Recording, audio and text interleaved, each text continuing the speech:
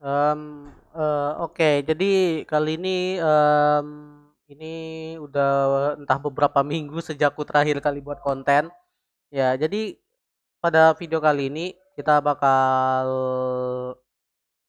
eh kita bakal ngecoba bagaimana cara memindah userman dari ke server satu ke server 2.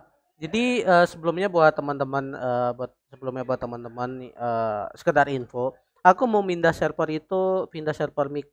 userman-nya itu biar lebih aja ya, biar lebih mudah diakses juga ya.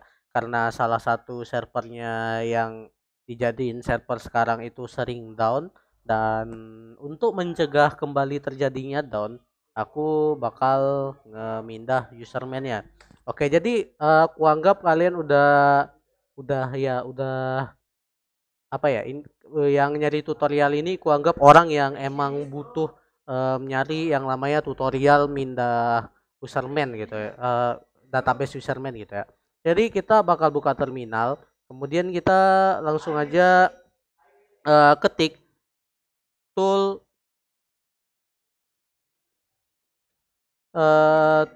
user manager strip ya, database database save name, terus kalian buat namanya. Di sini aku buat sesuai tanggal sekarang, yaitu tanggal 2 11 gitu ya. Oh iya, buat sekedar sekali lagi untuk sekedar memperjelas saja.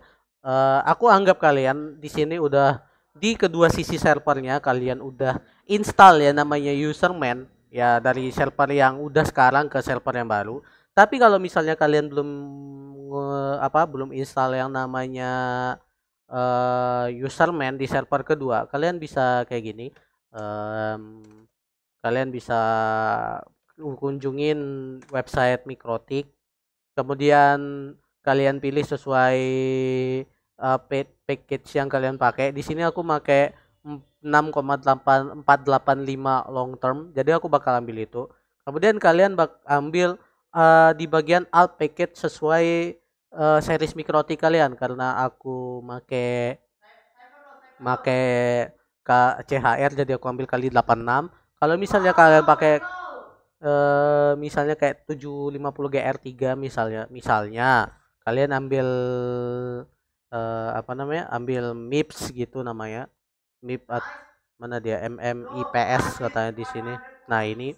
Dan kalau misalnya kalian nggak tahu tipe mikrotik kalian apa, kalian bisa cari kalau misalnya RB 4011. Kalian bisa cari.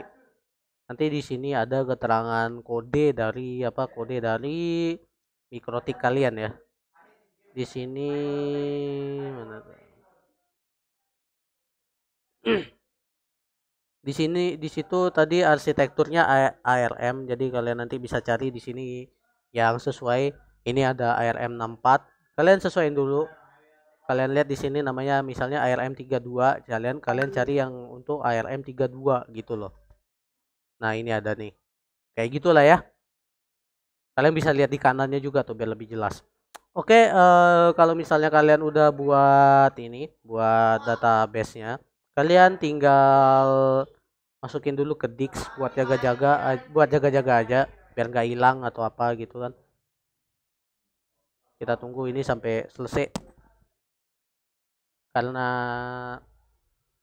salah satu backup ke Dix itu juga penting buat jaga-jaga kalau misalnya kalian pengen ngemindah lagi ke server baru yang mungkin performance eh tulis dan bacanya lebih bagus dan juga jarang sekali down. Nah, kalian mungkin lebih pengen mindahnya ke sana gitu kan.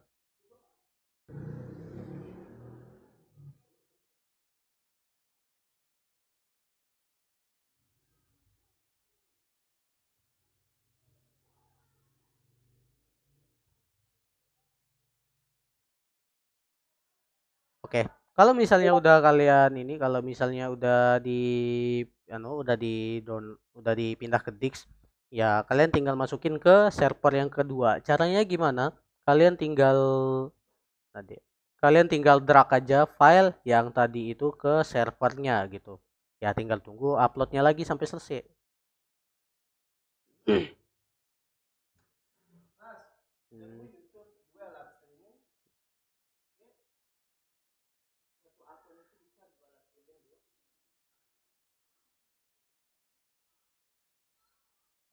Nah, kalau misalnya udah kalian upload, ingat aja namanya. Kalian buka terminal lagi, kemudian ketik tool tool user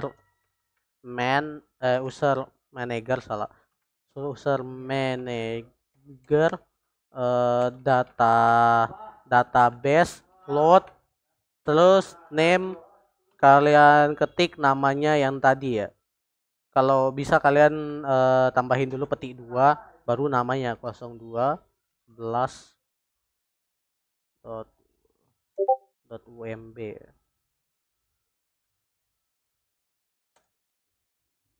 Terus di sini ada dialognya restore user manager database. Kalian ketik aja Y.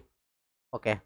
Dan kalau misalnya udah, kita tinggal cek apakah servernya apakah userman-nya ada gitu ya. Oke, jadi kalau kita cek di sini userman-nya udah terbackup dengan semestinya, dan yang harus kita lakukan selanjutnya ya tinggal tinggal setting radius. Dan jadi aku pengen setting radius untuk server yang ini sebagai contohnya ya. Jadi aku bakal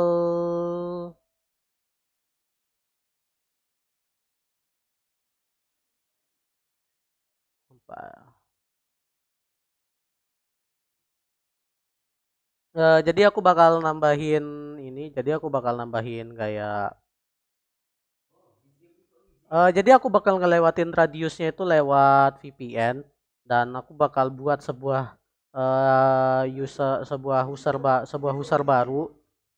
Kita bakal buat user yang IP-nya statik, misalnya kita buat di sini bisnet gitu, bisnet gio atau bisnet apa ya, bisnet userman gitu namanya. Passwordnya kita setting bebas saja, kemudian profilnya juga bebas, mau pakai default atau default encryption juga nggak masalah. Nah di sini addressnya kita buat statik aja biar nggak repot nanti apa ya namanya, ngatur di radiusnya.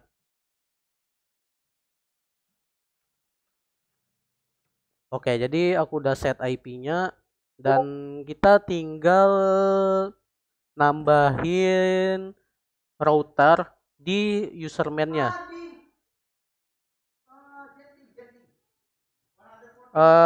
Jadi kita buat namanya di sini kayak misalnya aku buat dari router bisnet. Nah, terus kita masukin IP-nya tadi, IP-nya dia itu. IP yang kita kasih itu tadi untuk remote address, yang kita masukin itu remote addressnya ya, karena kita nerima dari suatu sumber kayak gitu ibaratnya. Jadi kita bakal masukin 10 9 8 8. Jadi di secretnya kalian setting bebas, tapi aku bakal set di sini contohnya coba gitu secretnya, dan kita klik add. Oke, kalau udah tadi katanya operation successful, kita tinggal mencoba konekkan ke yang namanya ini, ke yang namanya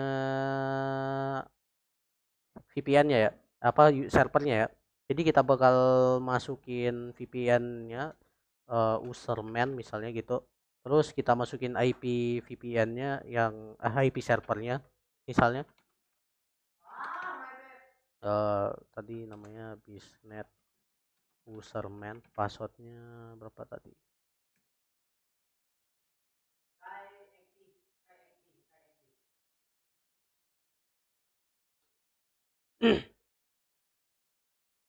Dan ya aku salah masukin password.